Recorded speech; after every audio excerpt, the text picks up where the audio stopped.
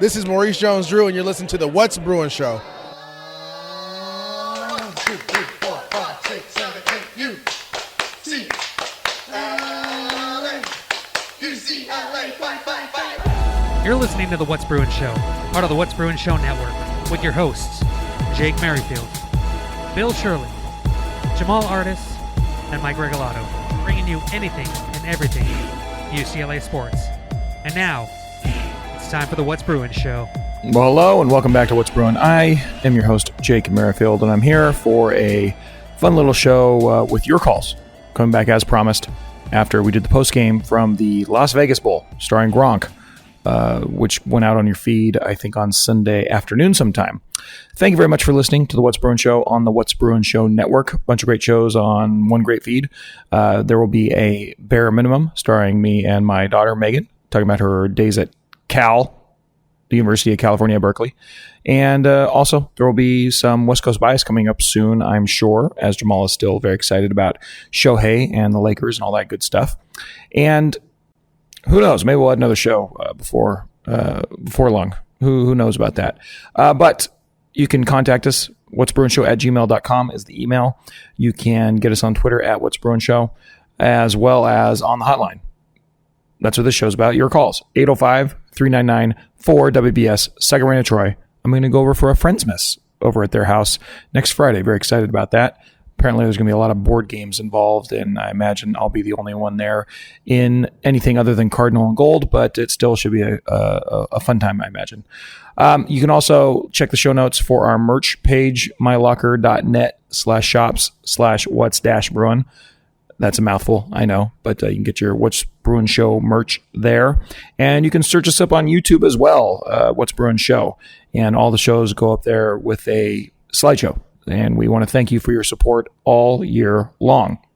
You can also support the show by subscribing on Patreon, patreon.com/What's Bruin Show, or just whatsbruinshow.com. For just $2 a month, you can send the What's Bruin Show into the future. We really do appreciate your support. You also get access to the Slack channel and some extra episodes that don't go up on the public feed. You can also subscribe and get that same benefit at our Substack, whatsbruin.substack.com.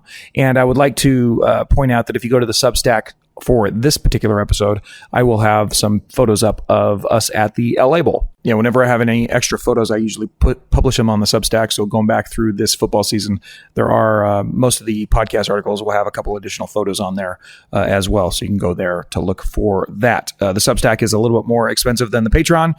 There is a monthly and a yearly charge for that you could pick. And however you choose to support the What's Bruin Show, we really do appreciate it, and we hope to keep on doing it as long as you guys are listening. One last thing, I do want to apologize in advance for any variable sound issues with this particular show, because I'm recording it on a variety of different mics on my way to and fro places, or parked at different desks with different microphones. So if my voice changes a little bit in relation to when I'm talking about the calls or right here at the beginning, I apologize in advance, but I'm just trying to get it done so that I can get it to you, and I hope you will forgive me. But let's get on with it.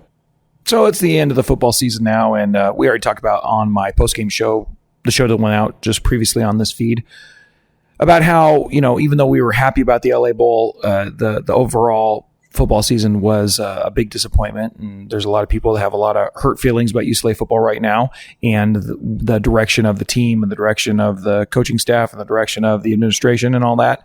And I don't think I'm going to say anything that's going to make you feel any better about that. But I don't know. I don't know if I could say anything to make you feel any worse about that. So I guess we have that. I hope you had a good weekend, a pre-Christmas weekend. It was a lot of fun for me, looking on the brighter side as opposed to what's going on with UCLA football, although we did have a nice bowl game.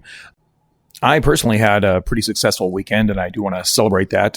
Number one, we'll celebrate all these with the horns. But number one, my daughter, the aforementioned Megan Merrifield, managed to drive down from UC Berkeley on the 5 freeway with a friend as her co-pilot. But she made it down, went up and over the Grapevine for the first time in her college career in her own car. So good for her, Megan. We'll give you the horns. My second child, Molly, she went into her finals week. She's a senior in high school right now. She went into her finals week fearing that she might get her first C as a high school student, and we were all very a little mystified, but apprehensive about that for her. And she ended up finishing the semester with straight A's once again, so good for her.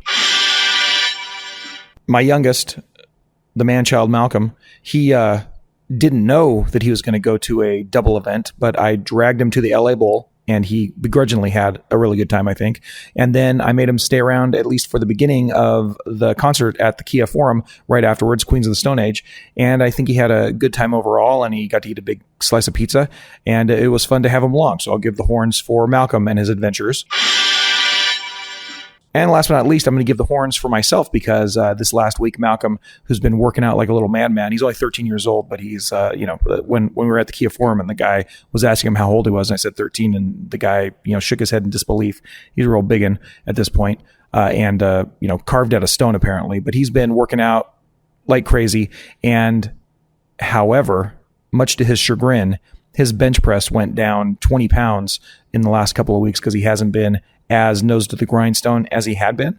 So what that means for me is that staves off the inevitable, that moment when he actually becomes stronger than his old man, which I still think is a couple years off at least, but still that staves it off for at least another couple weeks after that. So a little bit of horns for me. I'm still the strongest member of the Merrifield household.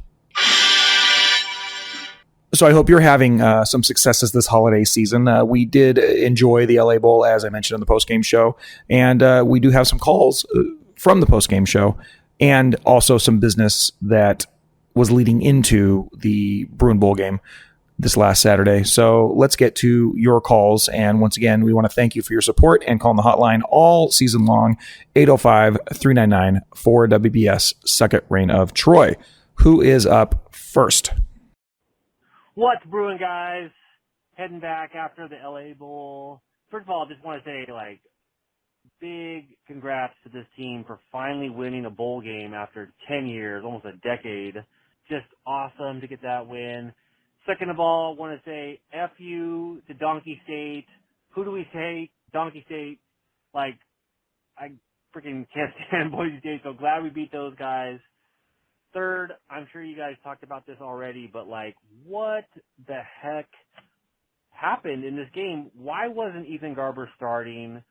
Why wasn't this our offense from day one with Harden running the ball way more than Steele all season? I mean, he looked great back there, just 2 touchdowns, looking phenomenal.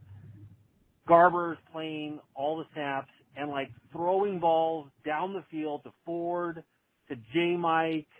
Just this offense looked night and day different from the first half to the second half with that combo out there. I don't know why we didn't start this game with that, why we didn't start the whole season with that. I mean, just all kinds of questions coming out of this game.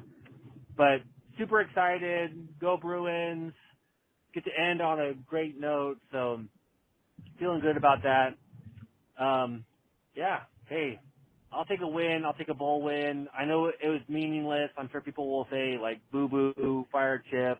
And yes, I'm sure Chip needs to go still. I'm definitely on board with that. But, hey, I'm excited for another UCLA football game and a win to end on a good note. So, all right, guys, have a great holidays. Happy New Year, and go Bruins. Awesome. No, that's a great call to get us started. And I agree with you. It was a great win. How excited I get over the first Bruin Bowl game victory in 10 years. That just goes back to all the terrible BBS and baggage I have with Bruin Bowl games in my history as a Bruin fan. There's been a lot of bad times. So that's why, I can look at this game and be just kind of unreservedly happy with the outcome of it. And it was a good time. And you are right to point out, what the heck was up with the Garber situation. They're saying that he held himself out, according to Chip and him. I don't know if that quite washes, but whatever. All is well that ends well. We're happy about TJ Harden having a great time out there. I still wonder what happened to Carson Steele, but all is well that ends well. And yeah, I mean, regardless of how you feel about anything surrounding the program, this particular game on this particular day was a lot of fun. So thank you very much. That was awesome, and I'm glad you enjoyed it. I'm glad you got to get down there. You're better than Bill, who said he was going to go to the LA Bowl a million times, but then when it actually happens, No, typical. But next, I have a special public service announcement for you. So politeness is etiquette. It's manners, it's external, it's technique, it's behavior. Whereas civility is internal. It's a disposition of the heart. It's a way of seeing others as our moral equals who are worthy of a bare minimum of respect just by virtue of our shared moral status as members of the human community. And that crucially, sometimes actually respecting others, sometimes actually respecting ourselves requires being impolite. It requires saying no without apology. It requires telling hard truths. It requires engaging in robust debate. That these are things that make us and others uncomfortable because like we feel this deep pressure to please others and to, not ruffle feathers. And yet this is actually a way of truly respecting ourselves and of respecting others, saying, I respect myself enough to set a healthy boundary or to speak up when I might otherwise want to stay silent. Or I respect someone else enough not to pretend a difference doesn't exist when it does, but I respect the other enough to say, I respect your ideas and I'm going to tell you when I might disagree with you. Like, that's actually a form of respecting others. And today, too often, disagreement is interpreted as tantamount to a declaration of war. Yeah, well, it's harmful. Yeah. Exactly. Yeah. And that's not the case. It's actually a way of loving, actually respecting others. So that clip, sorry, it is a little lengthy, but that clip is from the latest Unspeakable podcast hosted by Megan Daum, who is a longtime writer, columnist based out of LA and New York. And I'm a big fan of all of her work.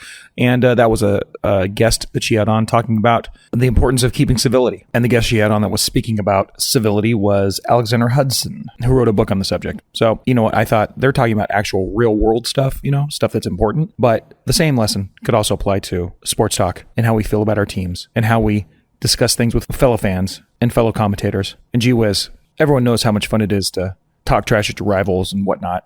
But would you rather be friends with people like Raina Troy and talk a lot of trash? Or do you want to let it devolve into stabbing someone in the eye on the golf course at the Rose Bowl before the Crosstown Showdown? Right? That's the extreme where the lack of civility can lead to. So let's try to stay away from that. Sorry, I'll get off my soapbox now. What's next? Hey guys, it's Diego. Wrapping it up for the year on the football side. Good win last night at SoFi. I was there with my family. Great stadium. If anybody has a chance to go for whatever event, you should go just to see the place. It's just a lot of fun. Couple of points. First one would be on the state of our Bruin media coverage. It's terrible. Mike, close your ears. You don't want to hear this. All right. So right here, Diego has a lot of very strong opinions about some of the other outlets that are out there that you may listen to or you may not listen to, and you may have your own strong opinions about. I know certainly that I do. And however, for the sake of diplomacy and also just recognizing the rule of, if you don't have anything nice, don't say it at all. And which I will point out rather ironically and confessionally, as sports fans, we don't follow this rule nearly as much as we should. Oftentimes, we just much rather unload both barrels on subjects like Chip Kelly, Martin Jarmond, UC Athletics in general, sports in general, the Lakers, the Dodgers, the Kings, the Ducks, the whatevers, right? We don't always follow this rule, especially not in sports talk. That's not really a principle of sports talk. However, in this particular instance, I will exercise that clause and just skip to the nice things Diego had to say about us. Gosh, I love Diego. Which leaves basically in my universe you guys. And I applaud you for keeping a forum available. You don't all agree on every point. So congratulations. I consider myself a fan, and I see you guys as the best media outlet for the Bruins going forward. I'd like to see you guys promote the men of Westwood a little more. I think the way college football is, that's the future. You can take it or leave it. You can like it or dislike it. You can whine and complain. It doesn't matter. The teams that have the most money are going to get the best players over time, and they're going to be the most successful. So if you want UCLA football to be successful, bite your lip and kick in a few bucks to the collective, and you'll be doing something positive. To complain and whine without doing that, you're just making noise. You're not really putting your money where your mouth is. Secondly, the season could be seen in microcosm last night. We had a quarterback change. We had a completely different team. So when you look back through our schedule this year, you'll see that all of the fluctuation in our results, including the ASU and Cal games, which were bitterly disappointing, there's no getting around that, were all caused by third-string quarterback play when we should have been using our first-string quarterback. So that's a coaching mistake. I put that on Chip. But nonetheless, The lesson has been learned. And you can see we have a good program. We have a good team. We have a good program. We just had some quarterback troubles this year, and that's really the story of our season. So on to next year. Let's get some good talent in the portal and go Bruins. Guys, have a good holiday. Bye. First and foremost, I want to thank Diego for calling. You have been one of our best callers all year long, and I hope you continue to follow us in the off season and come back to us when the football season starts next year and we go to the Big Ten. And this goes for everybody, but if anybody's ever out at a game and you want to swing by and say hi, let me know. I'd love to meet you guys out there and chop it up a little bit about UCLA football and how you guys are doing. So Diego had some very, very pointed comments about the state of UCLA media. And as I said earlier, I had to excise them a little bit just because I'm not in the business of stirring the pot or calling others out for the work that they do necessarily. So I'm just going to leave it at that. And you can infer what you want about what Diego had to say about the different UCLA media outlets. And that's okay, right? We're all entitled to our opinions, and we all choose what we listen to and what we are going to choose not to listen to or engage in. And that's okay. But what I will accept without any reservations is Diego's praise of us.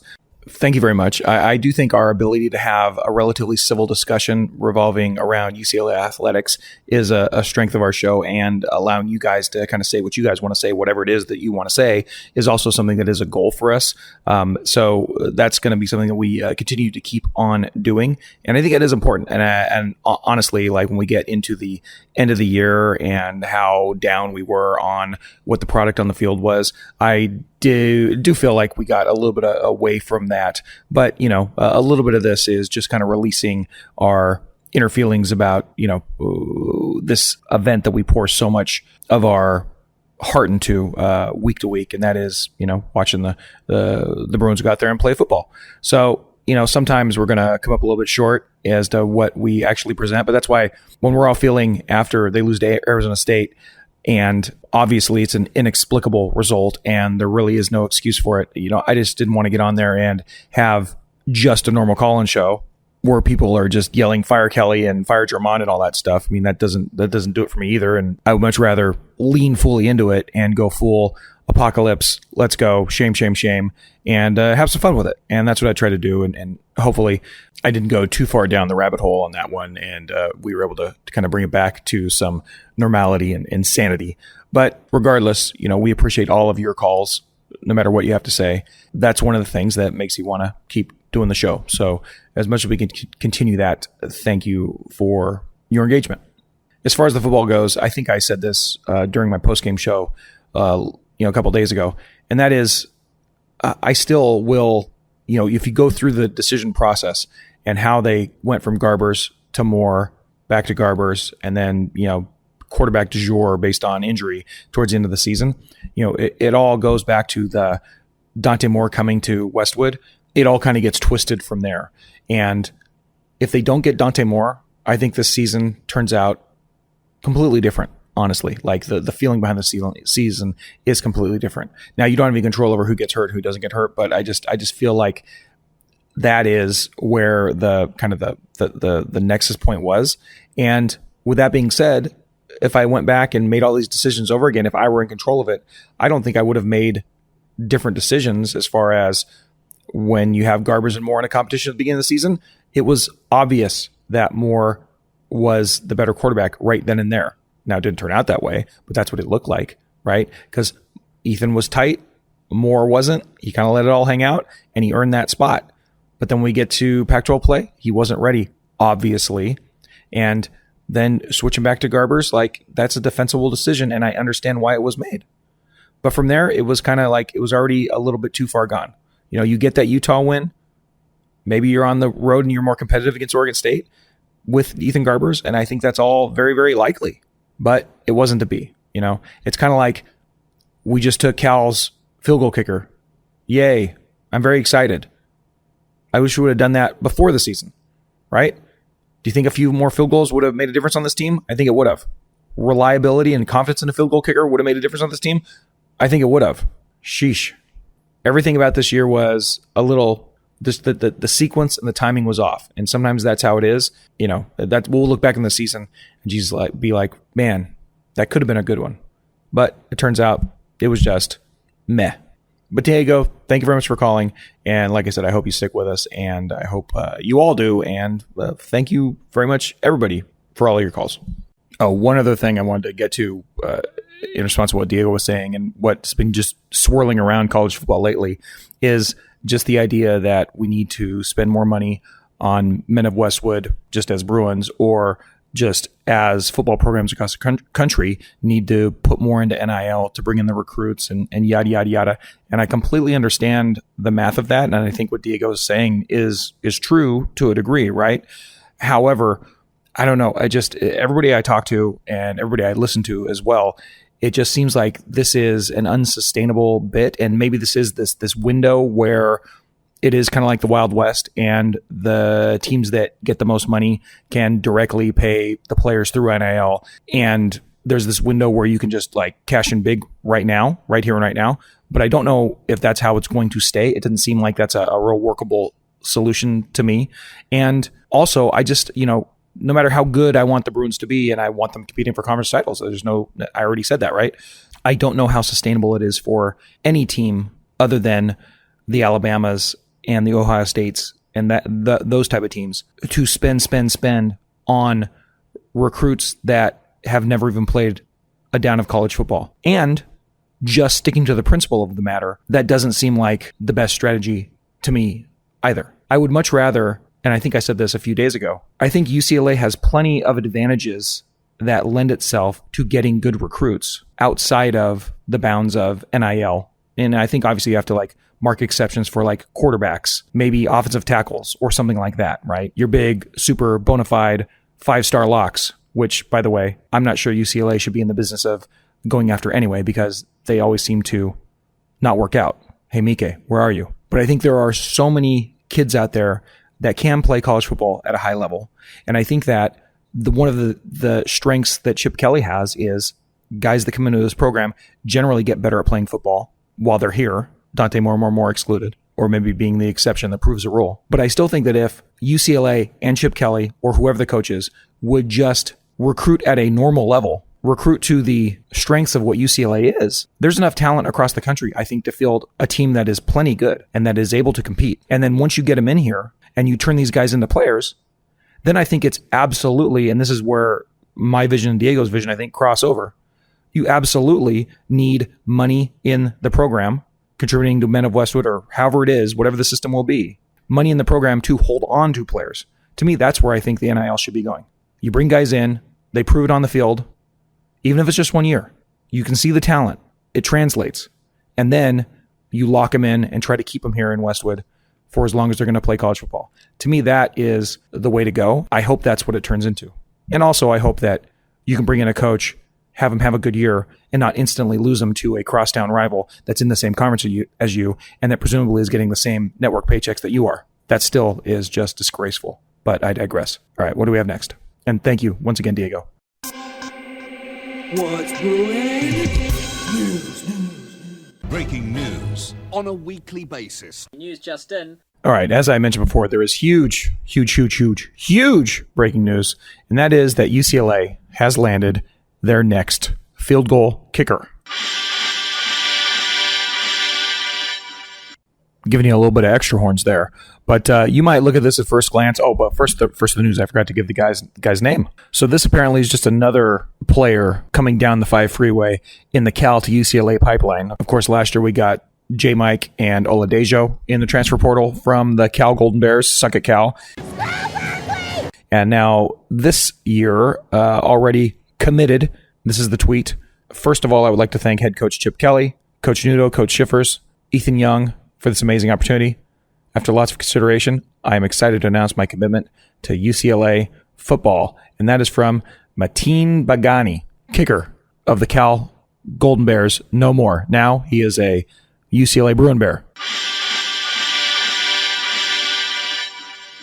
And we welcome him to Westwood. Now, at first glance, you might not think this is that big of a deal because, as we know, it's well documented, UCLA under 50% on field goal kicking this last season, ended up 47.1% on 8 for 17 kicking.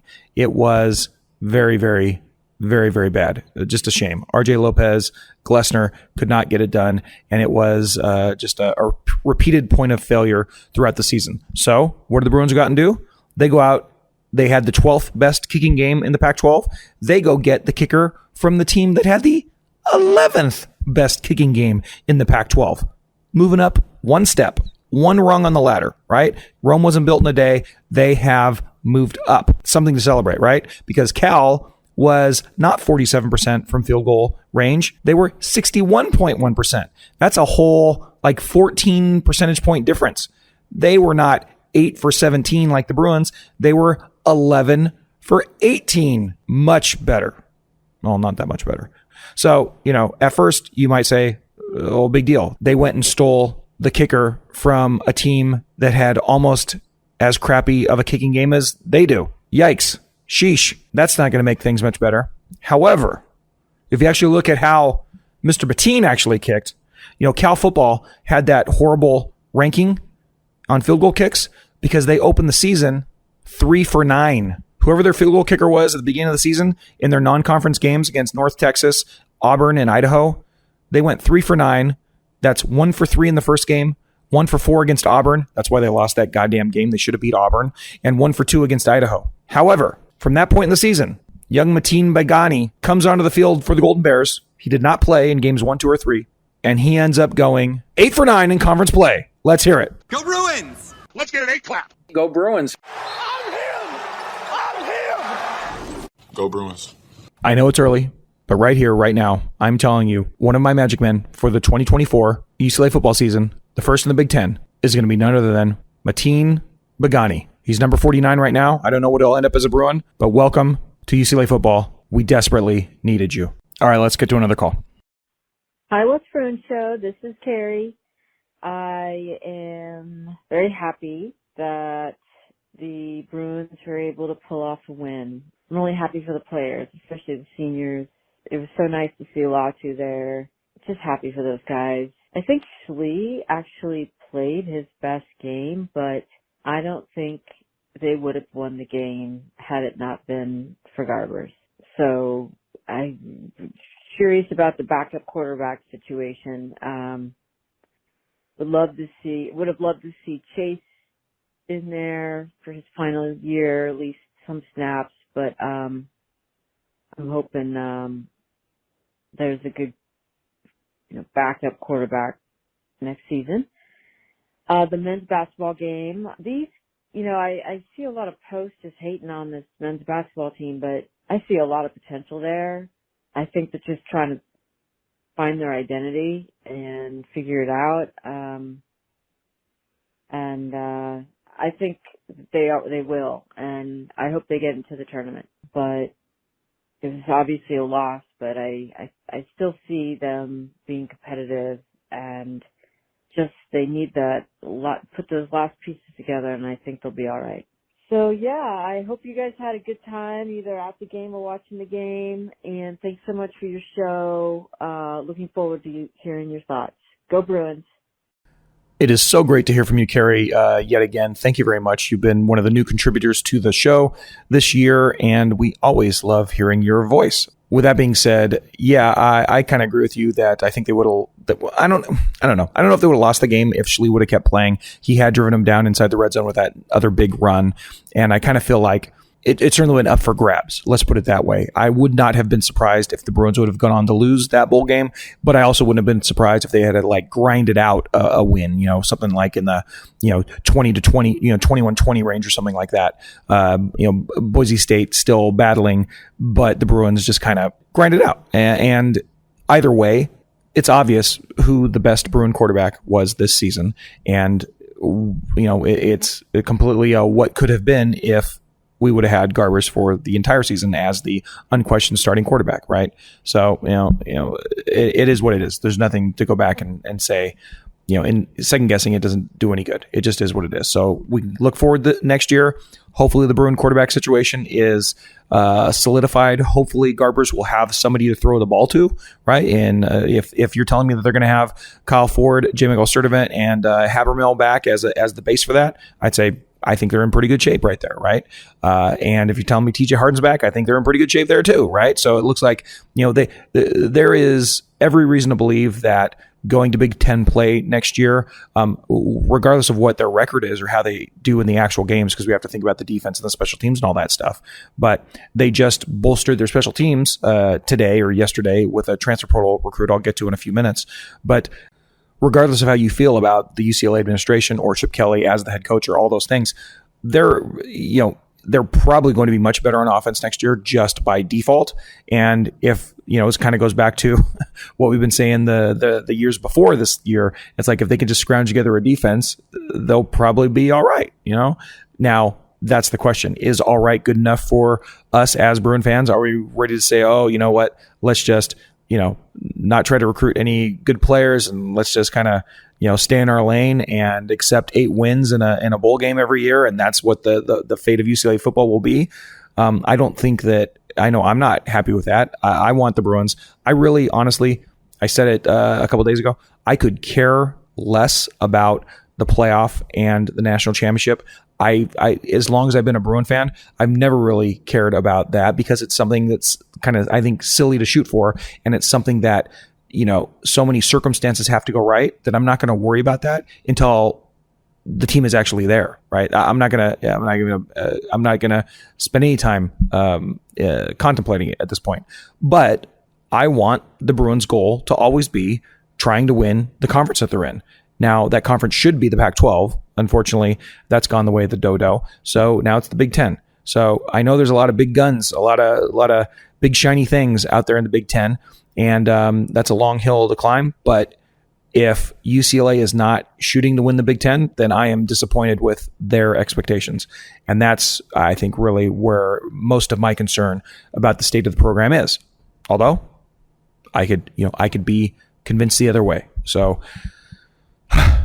Carrie, thank you very much for calling. Oh, by the way, as far as the basketball team goes, I hopefully will be coming to us with more basketball content, but I'm actually going to see the Bruins play the Matadors tonight. So maybe I'll have some thoughts of my own about the basketball team coming out of tonight. So we will have to see. But thank you very much, Carrie, for calling all year long. It was wonderful. I know you made Nancy less lonely as one of the only female contributors, so I know that's a good thing. So thank you very much, and I hope we hear again from you very soon. What's brewing? News. Breaking news on a weekly basis. News just in. So it looks like Dante Moore has found a new home, which is an old home. Not quite a home. He was committed there, and then he decided to come to UCLA. But Dante Moore is going to be an Oregon Duck a year late, I guess. He came to UCLA, and it was kind of a coup, and it didn't turn out the way anybody wanted to, I don't think. Sure did start with some promise, those first 3 games, and then trailed off from there. But he will be packing up and heading up north. Doesn't look like it had anything to do with being homesick because he will still not be anywhere near the state of Michigan. But that's okay. We wish him good luck. He wanted to be developed, and I guess there's no better place to get developed than Oregon, where they underdeveloped Justin Herbert and then went and rented quarterbacks the last few years. So I guess that's how it's going to go. But probably more like it is he decided he wanted to go to a place that had a bunch of big giant 4 or 5 star offensive linemen that will prevent him from getting his head turned into a canoe every 5 snaps. All right. So all things being equal, it looks like it was a mistake for UCLA to give him any money. It looks like it was a mistake for him to come to Westwood. And maybe that is now rectified. So good luck in the future, Dante. Obviously, when the Bruins play him, we'll be hoping he gets knocked around some more. But other than that, we wish him all the success in the world, I guess. Or at least that's what we're supposed to say. But we have some more breaking news regarding Dante Moore. And with that, I'll hand it over to Benton. Hello, Mr. Benton. What's brewing? News. Breaking news on a weekly basis. News just in. We have reports that Andrea True Connections more drop has entered the What's Bruin drop portal. Rumors are that Andrea True Connection More Drop is ready to drop Dante Moore as he is leaving the Bruins and is ready to join West Coast Bias for Thousand Oaks native Trevor Moore. More to come. Yes, thank you for that, Benton. I think I do have to admit that of all the things about Dante Moore leaving that I will miss the most, I think it's the drops. We are losing more. How do you like it?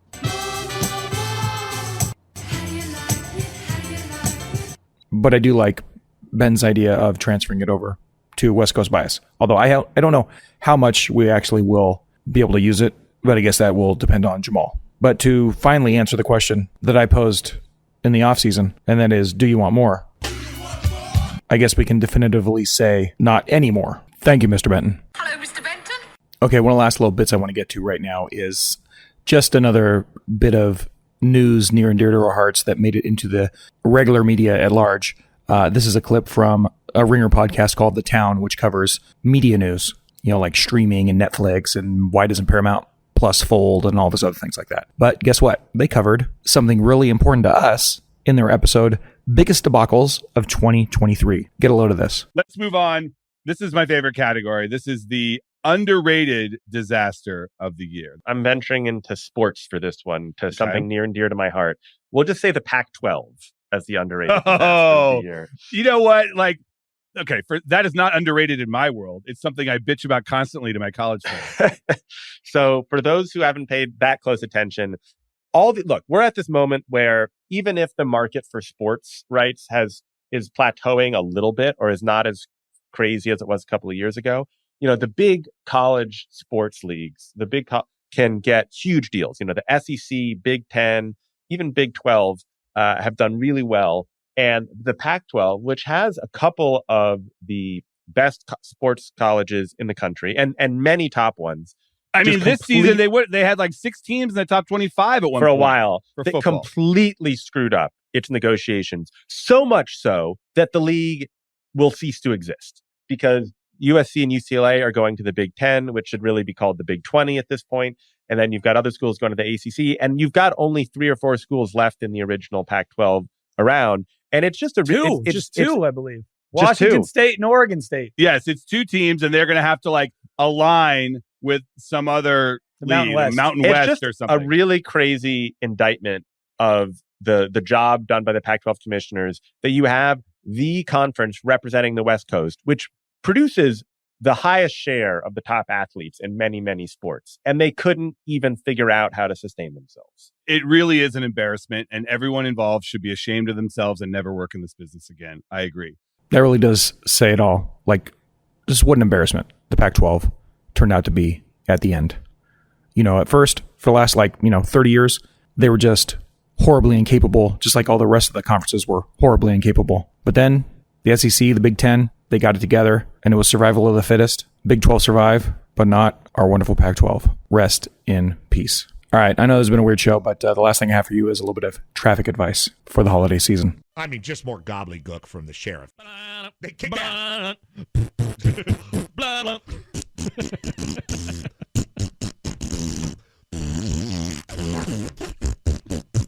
Fight! All right, now it's time for our traffic tip of the week. It is the holiday season. There's a lot of people flooding into the malls right now. You may be, on one hand, traffic will lighten up for those of us that have the weekly commute because those schools are out of session, and that's just a wonderful blessing for all of us. We can get around the city more efficiently during, rush hour traffic in the morning and in the evening. But that is a good thing. However, this being, December and everybody, even though a lot of people do their shopping on Amazon now, there still are very packed streets on the weekends. So with that in mind, I have a traffic reminder for you as you're trying to navigate through the city. Please, under no circumstances, do not give up your right of way when you're making a right turn or proceeding through an intersection to people that are making left turns. It doesn't help anybody, and it's just going to cause an accident. So if you're driving through an intersection or you're about to make a right into a parking lot or something, and there is a person waiting to make a left turn on the opposite side of the intersection, don't yield to them. They're just waiting for you. And if you slow down and try to wave them through, well, you might open yourself up to getting rear-ended, or you might open themselves up into getting halfway through the intersection and stopping because they realize you're not going to go and having this confusing moment, and then all of a sudden they get smashed by somebody going through the intersection beside you. So don't give up your right-of-way to people making left turns. Now, that doesn't mean that if someone seizes the right of way from you, that you shouldn't drive defensively and slow down or stop or whatever. Generally, when that happens, it's some douchebag in a BMW or a Mercedes or a Tesla, especially Teslas, driving like an a-hole and trying to jump a light and make a left turn in front of traffic or something. Those people are just a-holes, and eventually they will get their just desserts. Something will happen, or someone will slash their tires, or they'll be in an accident. And it's very sad, but eventually, karma will catch up with them. What I am saying is, don't actively give up your right-of-way during normal traffic when people are just trying to do the right thing and follow the rules of traffic, because that's what the rule of traffic is. You're supposed to proceed. The left turn goes after you. Okay? That's really it. The only exception I can think of to this is if you're like somewhere in the middle of a street, not at an intersection, and there's like those little keep clear signs on the ground. You should keep those clear so that people can make left turns when it's very, very congested. But other than that, do not yield to people making left turns. It's just going to complicate things, confuse things, and cause an accident. Good luck and safe travels. That was your 2023 holiday season traffic tip of the week. Thank you. Thank you, Officer Brainfart. All right, well, that's going to do it. I hope you guys enjoyed the show. It took probably a little bit longer to put together than I thought it was going to take, but there's a lot of clips and moving stuff around and doing all that stuff, but you don't care about that. But it is over 40 minutes at this point, so that's pretty crazy. That's not what I envisioned it to be. But thank you very much for all of you calling in. Thank you very much for your support all year long during the football season. I am sad it's over, but the 2023 UCLA football season is now done, and we can look forward to the rest of basketball season, the women's basketball team, all the rest of the Bruin sports in the spring and the winter. And, of course, all that means for me is I'm waiting desperately for the fall when UCLA football starts once again, because that's what's nearest and dear to my heart. But thank you very much. Email the show, whatsbruinshow@gmail.com. Thank you very much for your support on Patreon and on the Substack.